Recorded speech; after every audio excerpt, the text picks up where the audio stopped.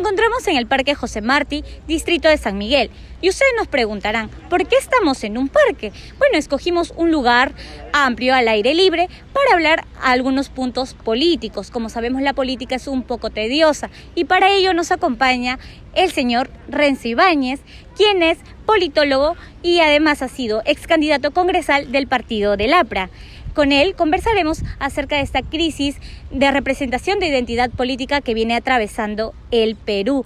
Señor Ibáñez, muy buenos días, bienvenido a RIM Político. ¿Cómo está? Muy buenos días y muchísimas gracias por la invitación. Bueno, muy bien, aquí en el parque, al aire libre y esperando tus respuestas para poder analizar la coyuntura nacional.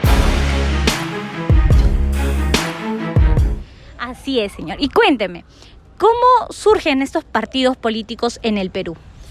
Los partidos políticos en el Perú tienen una particularidad a comparación de otros países de América Latina, que surgen principalmente a partir de la República, con el comienzo de la República, a partir de la independencia. Por ejemplo, el caso del Partido Liberal, ¿no?, en Colombia, por ejemplo, o el sistema de partidos colombianos, inicia prácticamente con la República. Igual en el caso de los partidos políticos en Chile, por ejemplo, y en Argentina, y casi en la mayor parte de países latinoamericanos. En el caso peruano, nosotros tuvimos unas épocas muy complicadas, de mucha tensión política, llamado primer militarismo, que hizo que haya demasiado caos, demasiado desorden, y no se puedan establecer corrientes ideológicas que sí había un gran debate ideológico, pero que no les correspondió finalmente a organizaciones políticas que las puedan representar tanto en el Parlamento como en la agenda nacional. Tan es así que el gran intento de partido político fue recién en 1850, con la Sociedad Progresista de un señor llamado de apellido Elías, que además había sido también en algún momento militar. Y el partido político ya como tal, el primero que surge en el Perú, es recién en 1872. Entonces comprenderá que son casi 51 años después de iniciar la República, y después ya los grandes partidos de masas que integran a la sociedad en su conjunto nacerán ya en el siglo XX, más o menos a partir de 1930. Pero somos un país muy apático respecto de las instituciones políticas. Tan es así, y no lo digo solamente porque soy aprista, sino porque la historia lo dice, el único partido que ha pervivido durante tantísimo tiempo ha sido justamente el Partido Aprista de 1930 como organización, y el día de hoy, 7 de mayo, se cumplen 98 años de creación como APRA Continental, como esta suerte de internacional de movimientos en ese momento antiimperialistas, y nace en 1924 en México, ¿no?, como gran orientación ideológica por parte de ahí de la Torre. Así que, como te digo, este es un país muy dado a la informalidad, no solamente económica, sino también política, y por ende hay una suerte de lejanía por parte en general de los ciudadanos respecto de los políticos, de la política, de las instituciones y particularmente de los partidos. Por eso es que a veces tenemos partidos que van cambiando de color, o políticos que van de un lado al otro sin ningún sino o sin ninguna orientación ideológica clara. Y es por eso que hay que apostar por los partidos políticos para poder acabar con la incertidumbre en el país. Bien, ¿y qué características entonces tenían estos partidos políticos en aquella época? Los partidos políticos como tales, como te digo, el primer partido político nace recién en el año 72, que es el Partido Civil. Y este es un partido que inicia su gesta contestataria contra el statu quo militarista, contra hubo, digamos, algunos años antes, un primer intento de ordenamiento de la economía, de la República, de las instituciones con Ramón Castilla,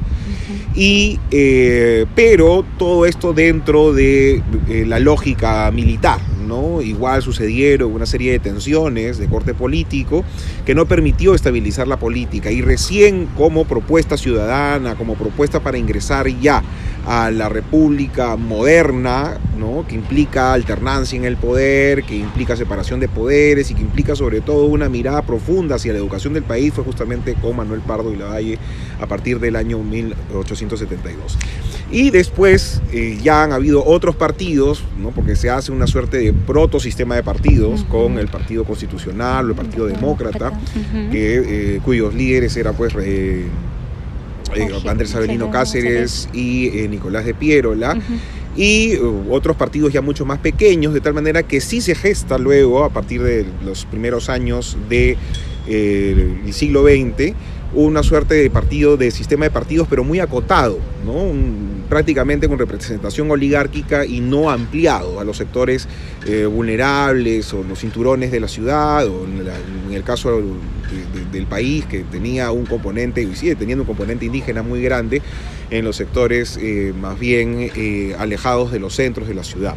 Entonces, pero sí hubo un intercambio, y principalmente alrededor del Partido Civil en los primeros años, desde 1899 hasta 1919, y a partir de 1930 inicia esto, ¿no? Ahora, vale decir que en las elecciones de 1931 no solamente estaba el partido aprista, sino también estaba, por ejemplo, la Unión Revolucionaria, que era partidos de inspiración más bien fascistoide, que era, digamos, la derecha popular en ese momento, y que generan corrientes importantes en el país, ¿no? Y se convulsionó mucho el país, porque incluso Víctor Andrés Belaúnde, un gran pensador, extraordinario pensador del Perú, dijo a propósito de esta elección, ¿no? Que era la elección, refiriéndose a Sánchez Cerro y al aprismo, ¿no? Que era la elección entre un loco y una locura, o sea, para más o menos entender qué es lo que sucedía en ese momento y cómo es que el Perú cambia, ¿no? Al año siguiente incluso se habla del año de la barbarie, porque hubo tanta tensión política entre el aprismo y quien había ganado en ese momento, que era el señor Sánchez Cerro, que se gesta además una revolución llamada la Revolución de Trujillo, y una serie de elementos de corte más bien violento que generó más bien la posibilidad de que existieran más regímenes autoritarios, ¿no? Y bueno, a partir de ahí ya se construyen los partidos como conocemos, y no será hasta 1945 que ya entramos nuevamente a la civilidad, a la democracia, pero que solamente nos dura 3 años, y luego viene otra dictadura, y luego ya viene otra vez la democracia a partir del año 62 con el gobierno de Fernando Belaúnde, y otra vez otra dictadura. Bien, y con respecto a lo que usted nos estaba comentando, ¿los partidos políticos actualmente tienen bases o ideologías?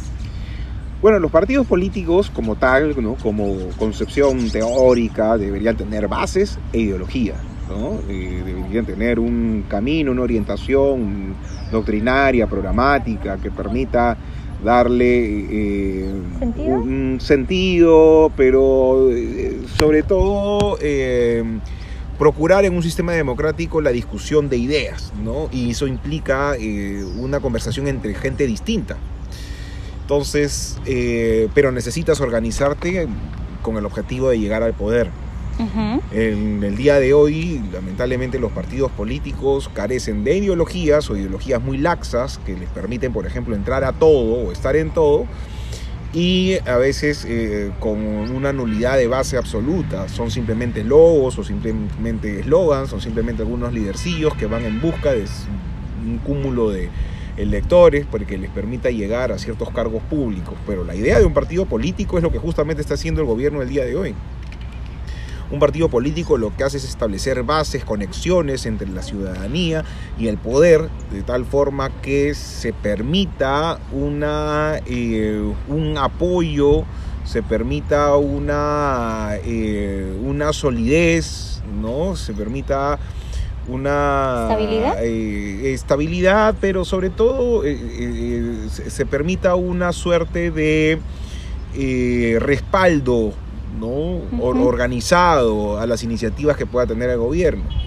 Por ejemplo, yo veo, y lo digo con estupor, pero hay que decirlo de esta forma, ¿no? Perú Libre se comporta como un partido político, a pesar de que no es un partido democrático, a pesar de que no es un partido que esté haciendo las cosas bien, pero a propósito de la Asamblea Constituyente y algunos puntos que estos señores quieren levantar, están constituyéndose como tal, y lo que generan es tener apoyos, aunque mínimos, parecieran ser muchísimo más de lo que tienen. ¿Por qué? Porque hacen activismo político, porque hay una relación entre su organización y el discurso político que tiene. Entonces, del otro lado, para poder enfrentar eso, se necesita también partidos políticos, organizaciones, colectivos, que puedan decirle no, por ejemplo, a la Asamblea Constituyente en este caso, para que la ciudadanía pueda tomar partido y sobre todo pueda estar mucho más informada. Entonces, los partidos políticos, retomando, necesitan tanto de bases como de ideologías, pero es cierto que hoy día la gran mayoría de partidos políticos solamente son eslogans, son simplemente logos y por ahí un lidercillo o un caudillo electoral